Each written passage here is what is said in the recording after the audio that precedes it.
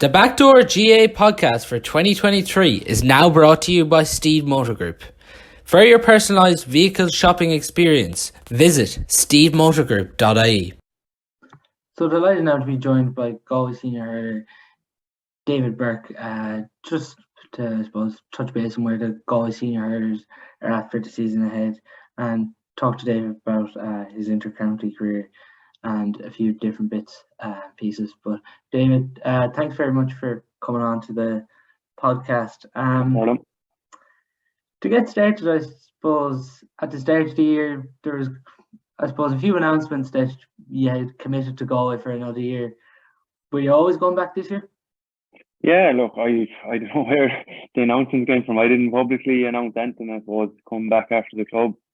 We got a bit of a break, and it was in the media one day, and I think it was just probably after the first Walsh Cup game, there was probably lads asking questions about this and that, and it kind of came out then. But look, I said I'd give it another rattle. Why not? His body's fairly good after the club, so we said we'll go again. You were never thinking of not coming back this year? No. It was always one game at a time, really, and especially with the club going on so late again. So I haven't gone to a replay with Loughrea, and so you're always you're never thinking that far ahead to next year. You're only another injury away from kind of being out for a couple of months. So look, it was just kind of one game at a time. See how the body was at the end of the year. There'll be loads of people asking me, all right, but I felt good and feel good now at the moment. So thank God.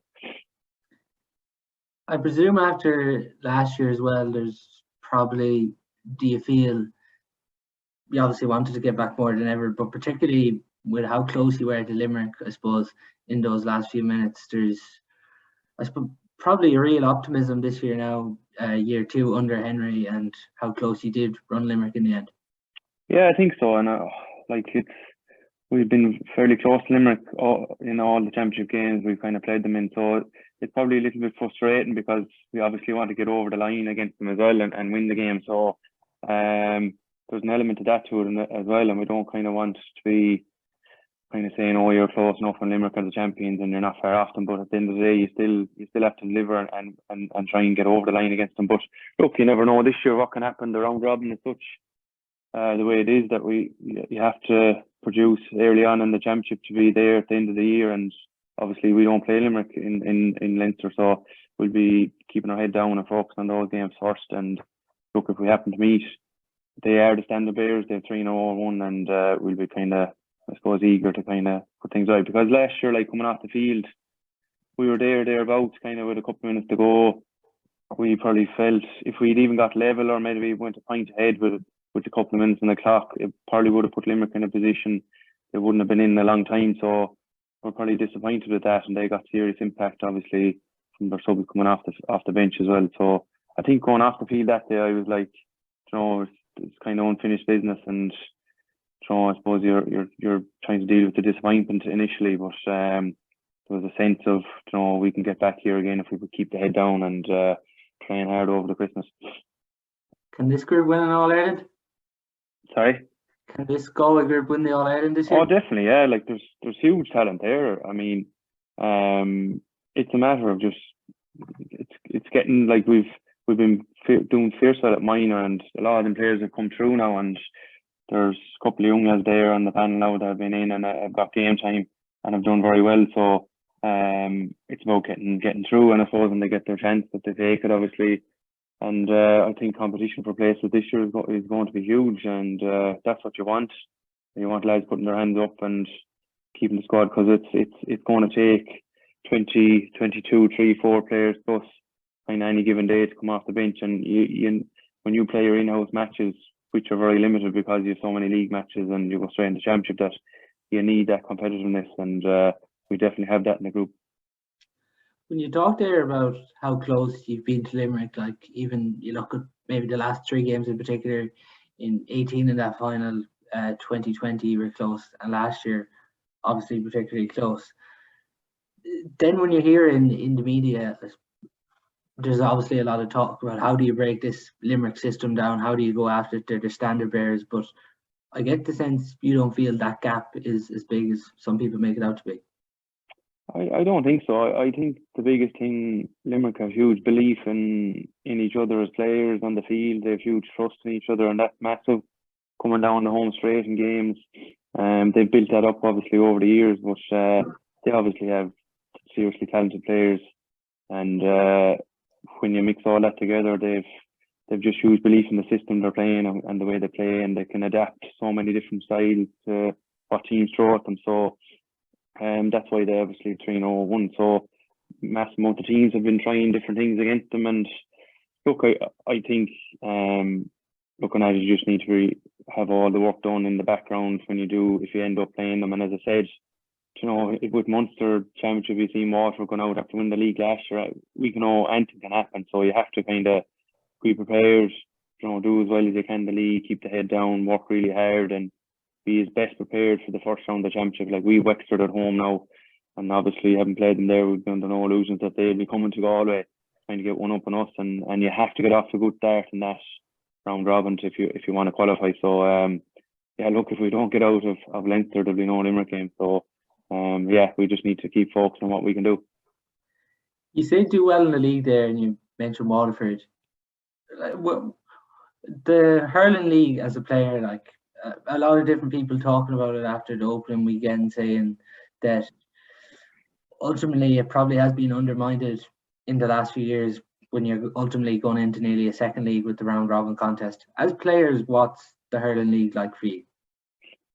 Well, I suppose if you ask a different player within each county, it'll probably be different for them. Like, for me now personally, like, we've only come back recently into the group, and focusing on kind of just training really and getting keeping the body right, and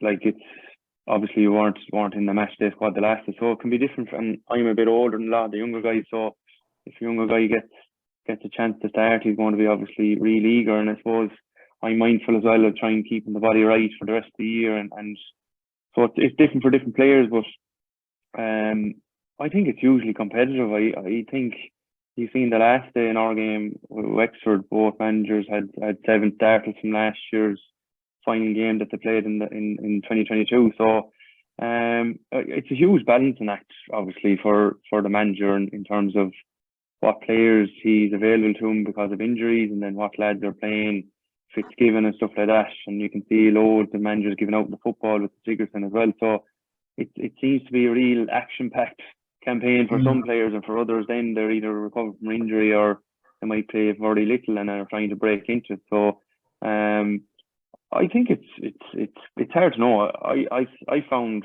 probably it taken really, really serious, and maybe too serious at times, and maybe more opportunities could be given to more players. And I've often said that maybe counties should be made by Croke Park, let's say, to every player on your panel should play at least 2 league games within that, and it would mean that games wouldn't be as ultra competitive. But obviously, when you're playing your near neighbours in a rivalry, and if we go play Clare and Ennis in a couple of weeks' time, nobody wants to lose that game. So it's very difficult. And I suppose you have counties then are at different stages, like how important is the league to different managers. If they've been really successful last year, they're trying to find 1 or 2 new players, and do you really want to be in the league final is the big question. So there's loads of different conundrums for managers to kind of look into.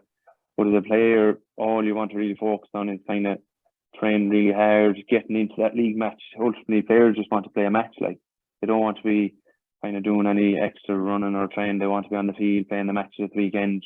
And as a player, that's where you kind of want to be. And if you have more matches during the week, it doesn't really matter. They still want to put on the jersey for the county and get out in the league games.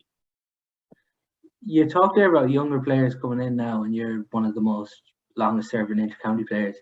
Is it an interesting dynamic now when you see 18, 19-year-olds coming into the panel and you're at the age of 33? Because ultimately that would have been you, like, when you started off your inter-county career. But what's that like, I suppose, when you see these younger players now coming in? Yeah, I suppose they're fearless. I suppose they can kind of let the shackles off and just perform. And there's probably an element in their first year or two, no real pressure, and then it can get a little bit harder after that. From what I can remember, anyway, when you're kind of in there first, you're kind of just probably looking around and playing with the players you're playing with, and kind of really giving it your all. So you're learning a lot as well as time goes on of what it means to kind of be an inter-county player and representing your family and your club and your county, and I suppose what the standards and the requirements will take you. So it takes huge consistency of putting in the right effort outside of training. What people don't see is probably the biggest challenge for younger players coming in, doing the work away from the training ground or away from the matches. And look, you can see that in the players, and in them, if they really wanted, they'd put it in. So look, it's just great to be that age again, and they can, you can see them just being the last, young, even Liam Collins coming on to Wexford getting 2 pints, he's that real just method of just no pressure on the shoulder, just going out and performing and really enjoying the time and moment that you're in, and obviously trying to progress your game as well, obviously. The 18, 19-year-old now probably has changed a good bit as well, of, I suppose, personality or character-wise compared to when you started off. Yeah, it's hard to know. Everyone's different, and I think that's what makes a team or a group special. You need different characters. You need all them people to make that group dynamic work, and you can't have all of the same person. It just doesn't work like that, and you can't have all the same type of player, and that's what makes teams so special and that group environment to be in. So I'm obviously a teacher as well, so I would have some of these young lads that are coming in there now. Some of them I would have maybe taught them or that in Lochray. Did you have taught many on the? One or two, yeah. A couple of lads would have been even Finch, my own cousin. I would have been teaching him in school, or the likes of Ronnie Glennon came from Bridget as well.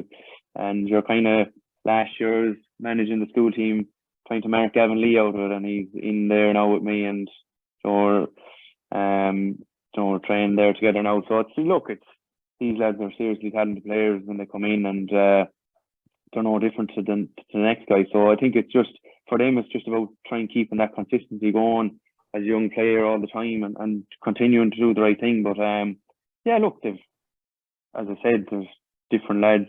Some lads be really quiet, other lads be really telling jokes or having a crack. That's what you want in the training session or in a dressing room. So these guys coming in are good. They drive on the squad, they drive on the standards too, and they can go to levels that maybe that sometimes when you're a player around there a while, things can get stagnant. So it's good that fresh blood comes in, it kind of drives things on and keeps it going again.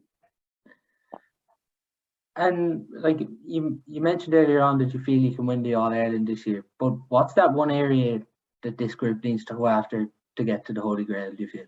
I think it's just the top 6 inches, to be honest. We just need to believe that we can do it. The hurling is there, the ability is there. On any given day, we can play with the top teams in the country. So that's what it's about. You have to, when you're going through the 4 white lines, you're against another player that's trying to do the same thing, and it's either you or him, and you have to believe you can get the better of him. You have to believe you have the work put in down through the years or down through the last couple of months, and that's where you get the confidence from, and you just go out and perform to the best of your ability and do your job for the team, and hopefully it's enough to get you over the line. So that's what it comes down to be honest, for me this year. If we can do that, we won't be far away.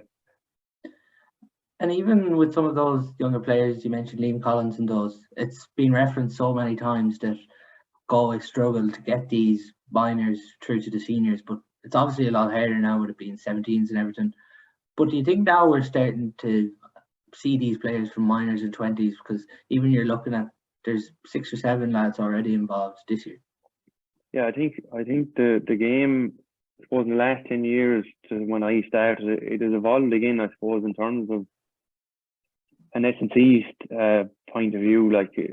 All counties are doing quite the same thing now, whether at senior team level anyway, and maybe under 20 minor, and there's some amount of development squads, and they're doing S&C, and these players are on the same programs across the country. So the player coming in from 17 or 18, let's say, it probably takes an extra year or two for them to actually probably maybe get into that senior team starting place, when before maybe a lad might have come in straight away and was starting. And I think it's because some of the players that might be a couple of years ahead of them at that 21, 22 level are probably a little bit ahead of them in terms of that S&C and have been there around the panel a year or two before that. So there's a lot of that to it as well. And I think the window probably to play inter-county might be a little bit smaller than what it was. Like when you get a lad maybe starting or coming in straight away, maybe 20, 21, and then, could be only, there's a window there, maybe 7 or 8, 10 years now, when it might have been a little bit longer before. So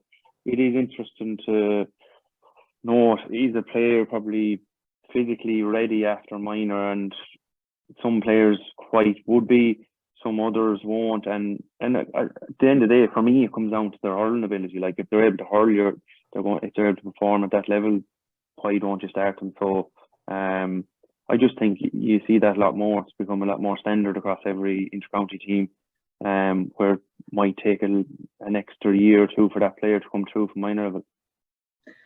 Would you expect some of these young players to come through this year that we've already seen early on in the year?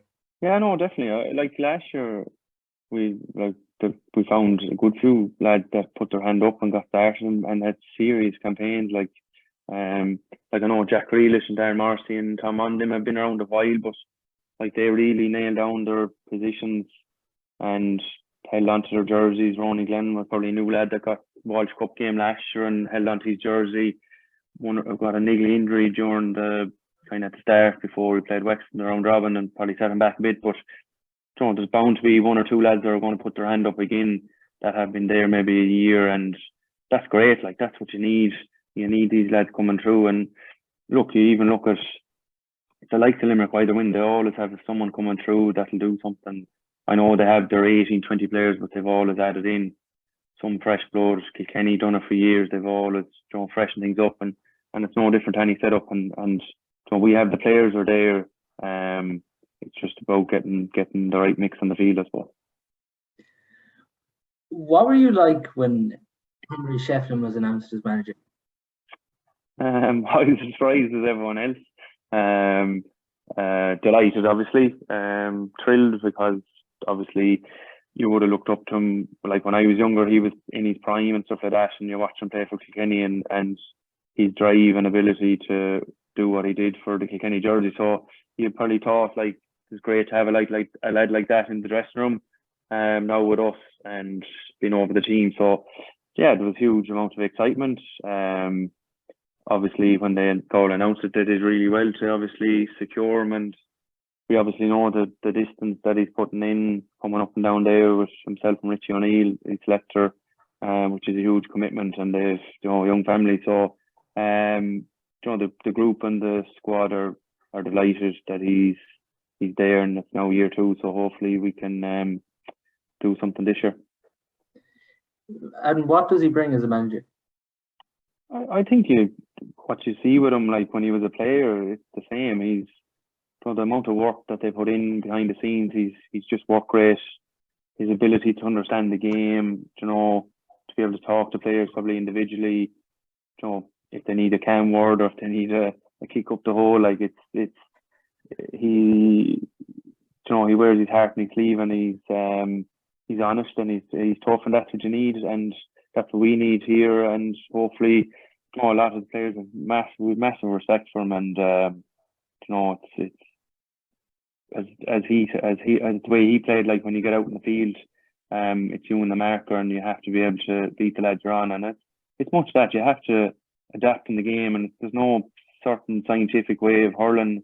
He's very much, you have to get out there and kind of let your hurling do your talk and be free from any pressure, just trying to play and express yourself out in the field. That's what he kind of wants all his players to do, and I think you'll see that in a few of the younger lads that are starting to come through, and other lads that he's kind of rejuvenated as well. They're going really well.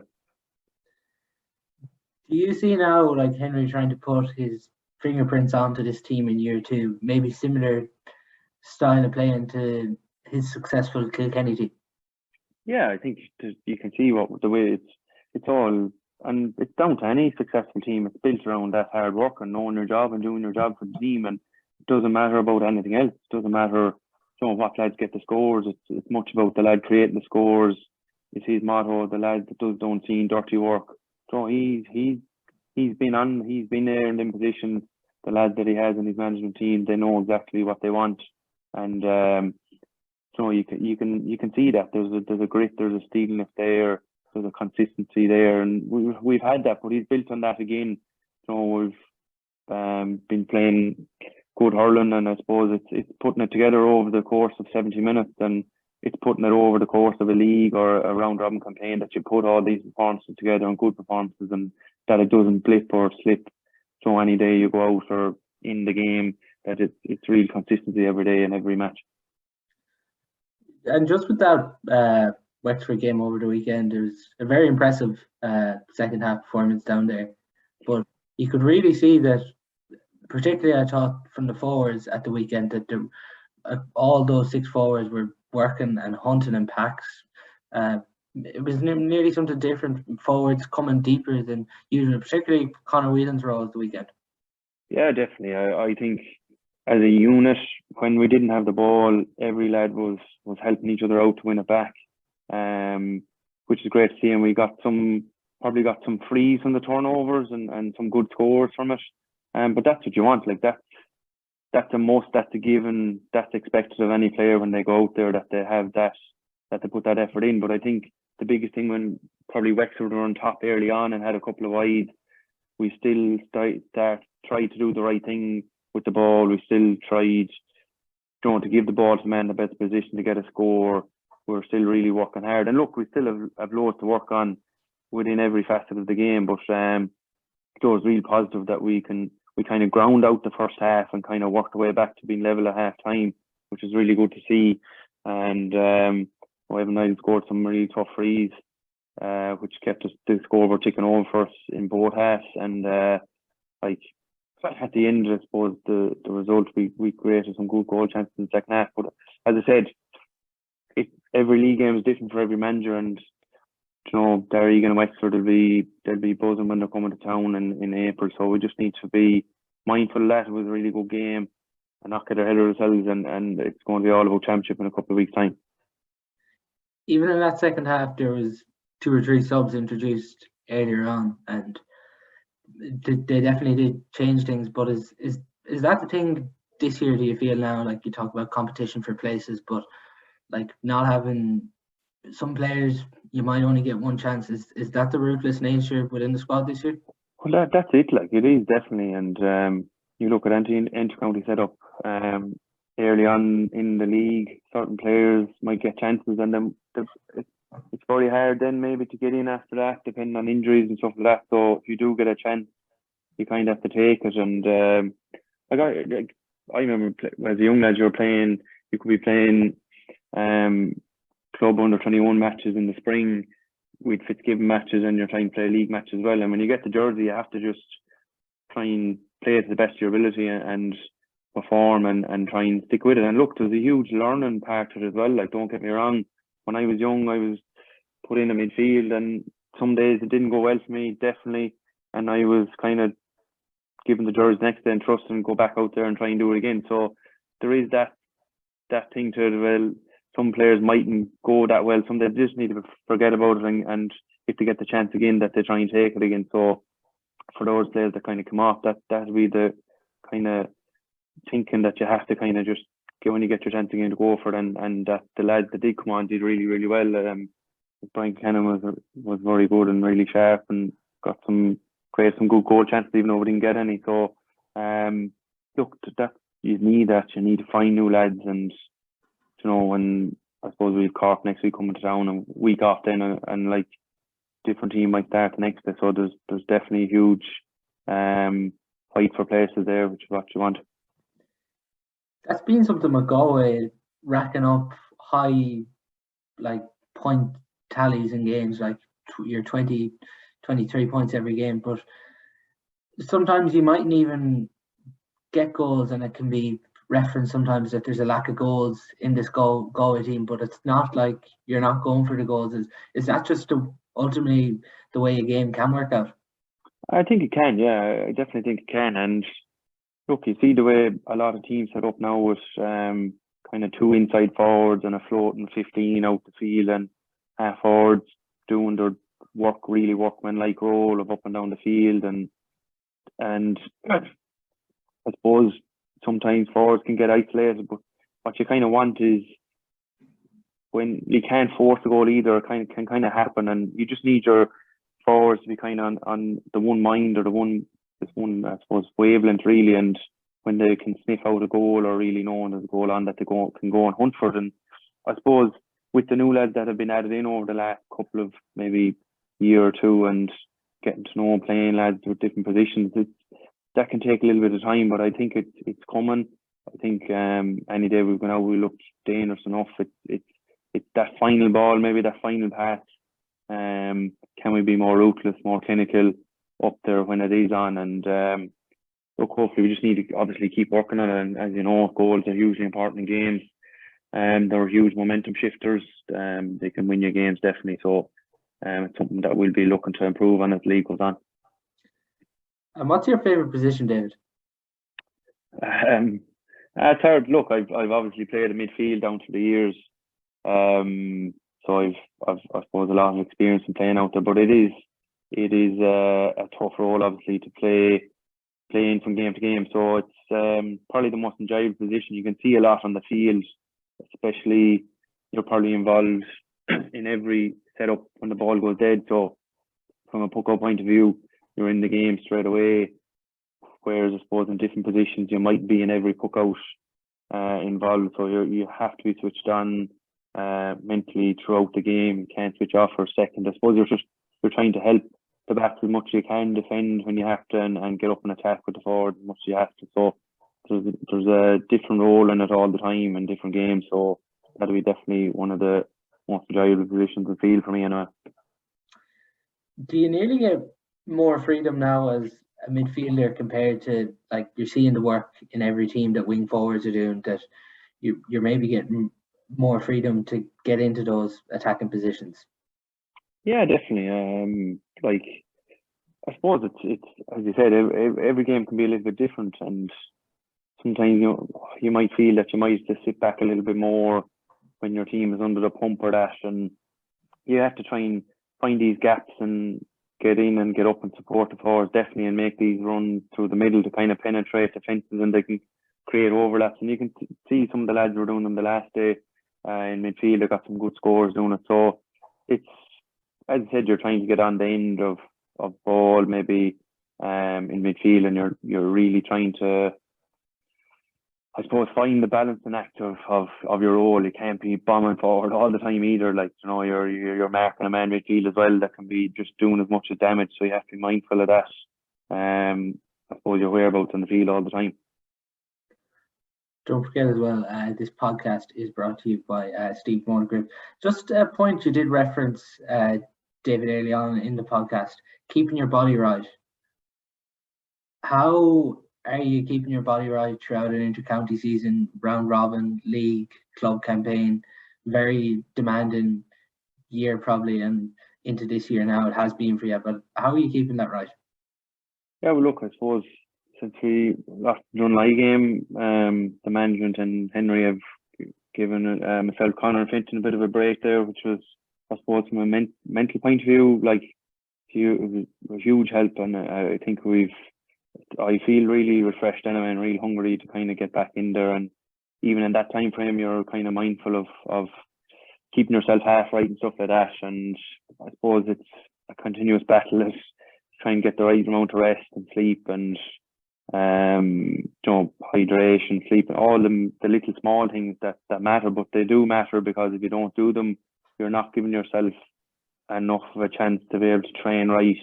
And ultimately it's all about the next session. Like, so for me, we're training now again tomorrow, Tuesday evening and stuff like that. So there's nothing after that. Like, you have to just be real focused on that session and putting everything into that and preparing for that, because after that you have to recover again and go again. But like, it's a constant battle. But I suppose over the years it's about building up them habits, the little small things that you can tweak and make differences on. And ultimately, because I'm that bit older, I know that when the ball is thrown in the first round of the championship, that's where you need to be really, really right. Having your body right, having all the boxes ticked that you're supposed to do, and that's I'm not at that stage yet right now, obviously not. I'm only coming back into the group train, so there's a huge amount of work to do. And look, I'm like the same as any other player in that group. I have to fight for my position, and I have to prove myself in the group again at training in day out, and show them that I can do that work for the team and hopefully be successful with them this year. Would you have switched off completely from hurling? Yeah, that period.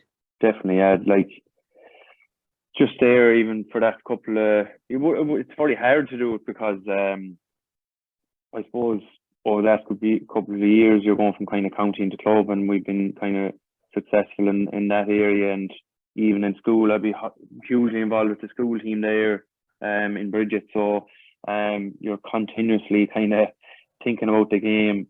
It's definitely easier play the game than being over a team anyway, I find. You're thinking about so many other things when you're over a team. You're just focusing on your job. You're not thinking of all the other smaller stuff. So even over the last couple of weeks, we got a good break mentally from it, which was good. So yeah, just really looking forward to it now, and just take it every train session at a time, match at a time, as best you can. That seems to be a lot of players have emphasised that in the off season, that it's important as ever to switch off. It is definitely. You have to. I suppose you're outside of a training session or a match, the amount of work a player will do, it's the 7 days in the week. You're constantly doing something. Are you doing a recovery session, or a player might be coming back from injury after, might do extra work every day in the gym for rehab. Pre-takers, goalies might have to do extra sessions, going to the ball wall to get your touch right. And it's a balancing act. You don't want to overdo it, overload. You can get injuries from doing too much then as well. So that's constant for a player from when they go back in pre-season till when they get knocked out in June or July. Right up to July, as we know, that's when the knockout stages are at now. So to get a break from that, a player might take a couple of weeks. They're back in with their club, and until if they win or get knocked out there, they don't get a break. So when they do, I think it's hugely important that they switch off, if they can at all. Go away, play a different sport even, or inter-county players will definitely still keep themselves half right. They're not going to go eating a load of rubbish or doing a lot of drinking. They're still going to be looking after themselves fairly well. So I think a lot there is down to management as well, trusting that players are still doing the right things even in off-season times. And that, I suppose, the biggest thing is that mentally, can they do something different to get that shift away from hurling, so that when they do come back, that the hunger is there, that the will to train, that they really want to achieve, that they're not just doing it for the sake of it. They're not coming training just to be saying I'm part of a goal setup, that they really want to add value to the group and try and win something. And are you having the hurl out every day now, 7 days a week, like when you're involved? I wouldn't. No, not every day of the week. Couple of sessions this week. You might do an extra, like when the weather gets a little bit, the evenings get a bit longer, you might do an extra bit of shooting session or a ball out session. But no, you wouldn't. You're not going to have the hurl in your hand every time. As I said, you might have to do an extra. I might have to do an extra bit of work in the gym or fitness or whatever the case may be, and you're kind of doing that a little bit. But it's important. I suppose I definitely find as I get a little bit older, get a little bit smarter on how you train and keeping the body right. So the rest days are as important as the days that I'm trying to train. So we should hope to see the Thomases players back in the next few weeks now. Yeah, hopefully. Look, we're back in training, and so look, it's probably getting that work in the field now, and getting up to the same level of fitness with the lads. They have a good bit more work done, hurling wise as well, sharpness wise. So look, when the cobwebs are blowing off and stuff like that, and yeah, look, we're back in anyway, and lads are fit. There's no one injured or that, and as in from myself, Connor and Vincent's point of view, Shane had been back in and keen and stuff like that. So yeah, we're just ready to go and trying to add to the group now going forward in the league, please God. Just with Thomas's, how do you reflect the 5 in a row is so special and such a unique achievement? Like over Christmas, did you kind of get to appreciate that a bit more? I think so, yeah. like having lost the Dunley game, was hugely disappointing. Probably looking back on it now, having more time to think about it and not come up with excuses, because we did perform badly. And that's not because we underestimated Dunley at all. Like, we prepared as well for any team before that game, gave them the respect that they deserved, because we knew they'd beaten two really good teams in Cushendall and Schlockneal and getting there. So we're under no illusions. I just think, I don't know, we just couldn't get to the breakdown areas where the ball was in the day. We're just trying to do different things that we wouldn't normally do, which is strange. So look, Croke Park can do that to certain lads, but having reflected back the county final and the replay, mentally probably took a lot out of our group. Especially, I suppose, we've been used to kind of, once it was done in Galway, you're kind of definitely not playing till after Christmas, and having the game this side of it is definitely a little bit strange or different for us anyway. And even if you're Loughrea or Thomas's, you get that feeling that the championship is kind of just done and it's over. And maybe we found it that little bit harder to get back. We were dealing with kind of that cold snap of weather when the pitches were frozen for a couple of days as well. Training might a little bit scattered, lads injured, lads sick, stuff like that. So, look, as I said, probably didn't, looking back on ourselves, you're saying, look, we done something unbelievable last year within Galway, within that. We look back on that, and yeah, we probably messed up a bit in the other side of things. So when you do say that, it's been a great year, been an unbelievable year for the club, really. And when you look back on what we've achieved, it was really great that the people in the area, they're not going to forget that for a long time, and that's more special than obviously losing that game. So it was really a good year. Even special, I'd say, for you, like when there's so many Burkes involved in that team. Yeah, definitely. Like, you're playing with them lads, you're hurling with them lads on the lawn since you're only a young lad, and it's great because, like, it's nearly telepathic in a way, playing with lads there that you're playing with all your life. You know, within games, being able to communicate with lads, it is a little bit easier, I suppose, and that's probably the barrier you have to get to at an inter-county level. Like, you could describe that Limerick team as they're nearly like a club team the way they play. They have that just sense of, I suppose, trust in each other and what they're doing. And when you have a club team that's probably successful, it's trying to get that into an inter-county setup where you just really trust the guy that's beside you, believe in what they can do on the field and stuff like that. So it's a matter of that. And we've had serious guys step up there in the club this year and perform for us at various levels and at different stages in the championship. Even in the group stages towards the end, we had really important games where we had a couple of lads with injuries, and we came back in Beckclaren in the second half, and lads can really perform that day, and it kind of gave us a bit of a breathing space to kind of recover, get the bodies right, and get a crack at it again for the knockout stages. So yeah, definitely new lads have stepped up this year, and it's great. I suppose, look, just to keep the head down and go again this year if we can. And there's loads of players there that are really hungry to get into our team, like that are a little bit younger, and we have them few young lads coming through, so it's good, and that's what you want in the club as well. That's been the most telling thing for a small rural club like yourselves, because ultimately you're not as big as some of the other clubs in Galway, but to constantly be bringing through players year in, year out, like particularly it's nearly been a common theme where 2 or 3 players every year have come through into your team. Yeah, definitely. And look, every year different things are going on for different players in their life, and players have life and can't commit for different reasons, whether it's work, whether it's family, whether it's injuries, and different players that are new or have been there a couple of years and maybe are able to commit that bit more for that particular year, or finally getting a chance, or if it's a new player coming in for the first time, you're throwing them in the deep end, and you have to blood them players, you have to give them a chance, you have to trust them that they're able to add to the team as well. And I suppose you just need those couple coming through all the time that do that, because at the end of the day, you're not going to have that same team all the time. As I said, there's always numerous reasons why different lads might be able to play year on, year out. So that's like for the first couple of years ago there, we had 3 different goalies. Like we had in 18, I think we had Gerald Murray in goals, 19 with James Barrett, and then with Gerald Kelly obviously since.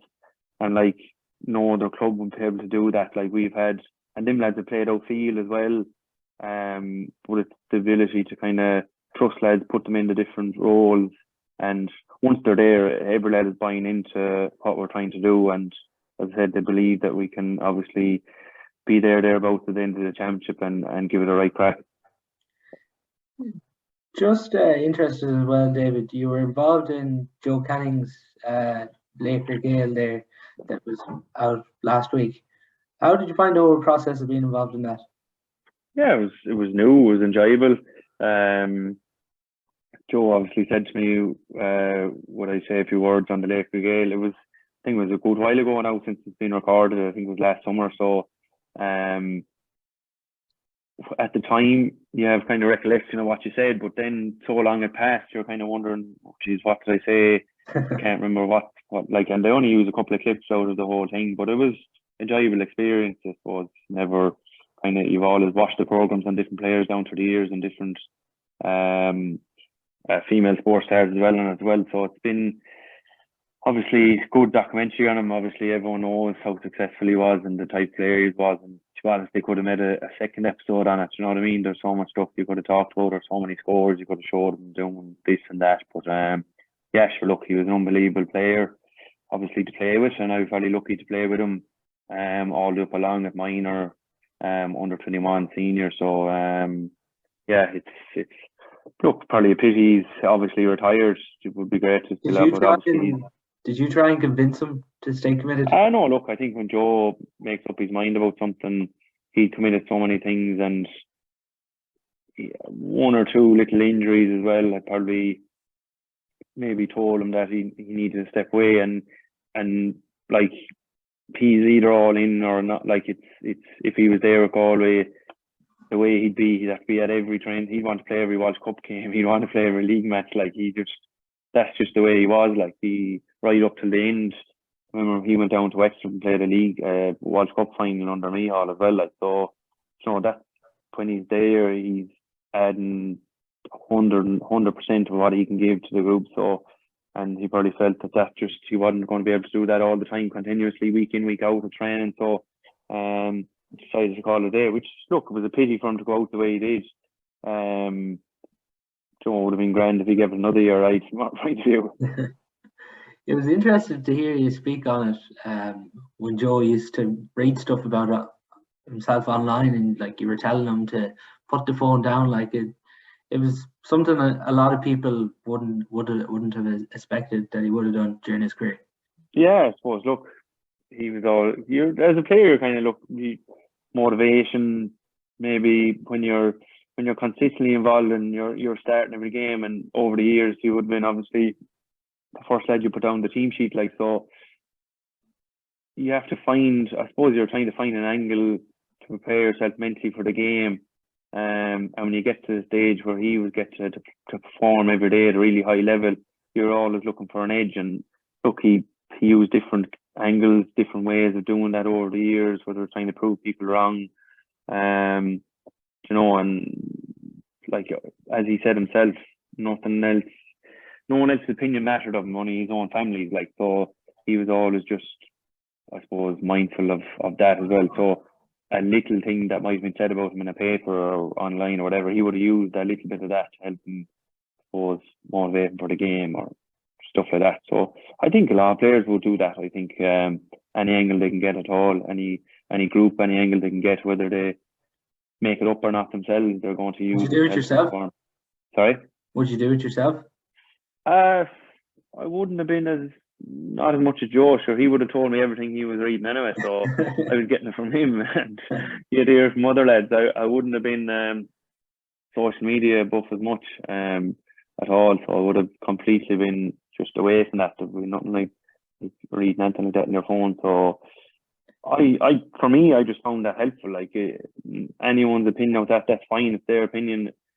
I think it can affect players, and maybe younger players are just so much used to it because that's what they've grown up with now, and that's just the way it is. Like they they've been on Twitter or Facebook or Instagram all their life, so they've been used to it, and that's fine too. That does not bother me. It's just that's the way I was. I kind of just focused on trying to be positive, that believed in my own ability, was able to perform when it mattered, and it didn't.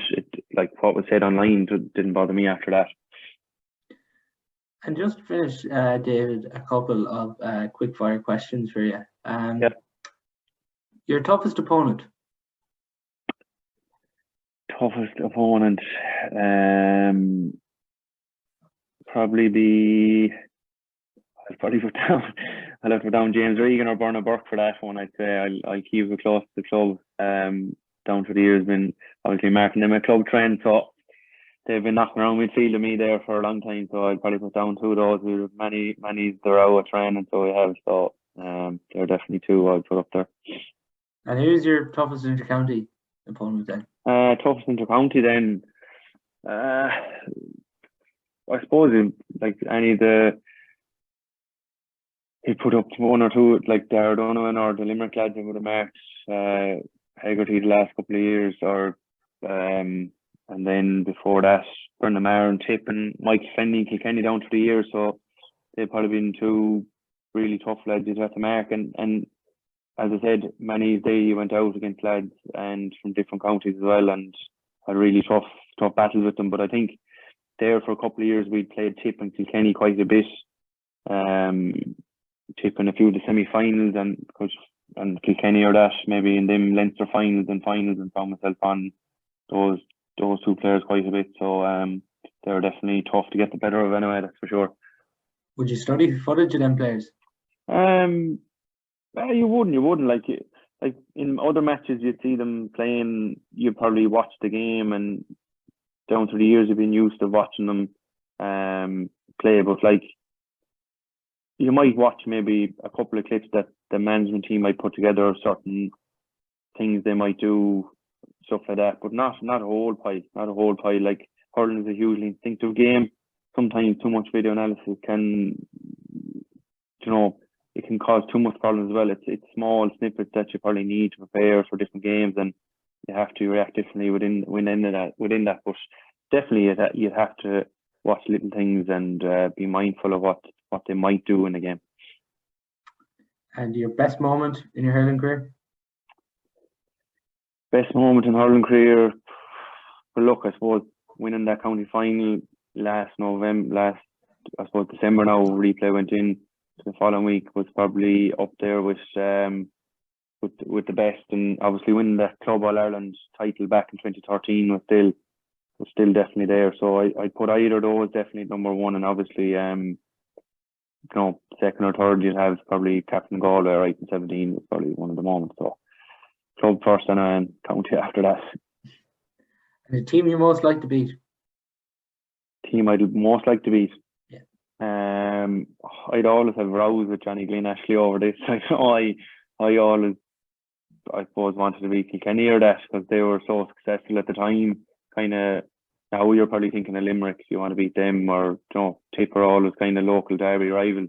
Johnny always wanted to beat Tip, and I was always with Kilkenny. But look, as I said, you're round robin now, you have to play them all the time, and some couple of years in a row you might play one team more than the other, like obviously, so you might meet them a bit more than normal. So obviously down to the years, our rivalry with Wexford has got a little bit more with Dublin, because you're playing them quite a bit, whether it's in the league and championship. So I'd put probably a lot of the Leinster teams above that, but you want to beat them all if you can. And then the final one, what's the best thing about playing inter-county hurling for you? I think it's just the crack you'd have with training, to be honest. There is some tough days you have to put in. Obviously, this time of the year, there's going to be tough training sessions, but the crack you have in training, I suppose, going to Wexford today now on the bus with all the lads, like to stay down, to enjoy them, which was good. Catching Saturday night, so I suppose it's all them little things that mean the most, and they're the things that obviously help you to build up that camaraderie with teammates that you wouldn't have known and ultimately perform. So when you do that, and then when you go and win games, it's that little bit more. But it always brings you back to the most important things, the things you do day in day out with them at training and having the crack and working hard together. So that'd be definitely the biggest thing and the biggest thing you'd miss. Great stuff. That's all on our podcast with David Burke. A big thank you to our sponsor, Steede Motor Group, and thanks a million, David, for coming on. Thanks, Paul. No problem.